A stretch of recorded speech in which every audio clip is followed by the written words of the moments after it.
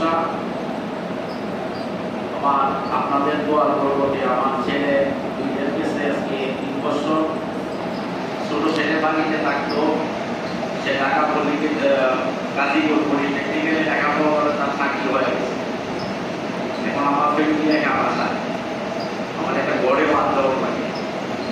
সব মিলাইয়া দেখা গেছে যে আমি সবসময় 5 ওয়াক্ত থেকে নামাজ পড়ানিটা বা আমারও শারীরিক অসুস্থতায় আমার দ্বারা অক্ষমতা প্রকাশ হয়েছে। কারণে আমি আপনাদের সবার কাছে বিনীত অনুরোধ, যতদিন আপনাদের সাথে উপস্থিত ছিলাম এবং থাকছি, আপনাদের সাথে আচার ব্যবহার, চলা ফিরায়, হাটে বাজারে যদি কোনো অন্যায় আমার আচরণের দ্বারা হয়ে থাকে, জানা সত্ত্বে আমি কারো মনে কষ্ট দিচ্ছি না, যদি হয়ে থাকে আল্লাহর রাস্তে আপনারা আমাকে ক্ষমা করে দিন।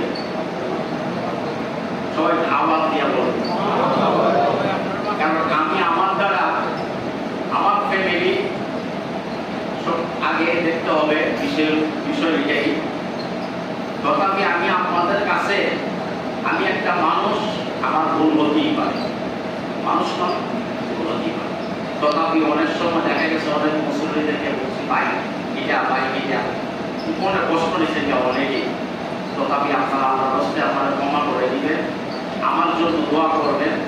আমি আপনাদের জন্য যত জীবন বেঁচে থাকবো আমি দোয়া করব। এই বিগত সুলতানশীল মানুষ আমাকে মহব্বত করেছে, এটা আমি বলতে পারবো না। বিশেষ করে সুলতানশীল সাহেব ভাই আওলাদ রসুলগণ এখানে উপস্থিত আছেন।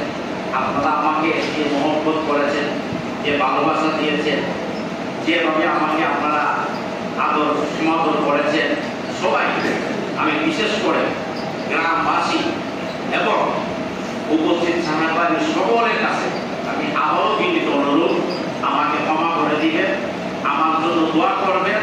আল্লাহ যাতে ঈমান এবং আমলের সাথে দুনিয়া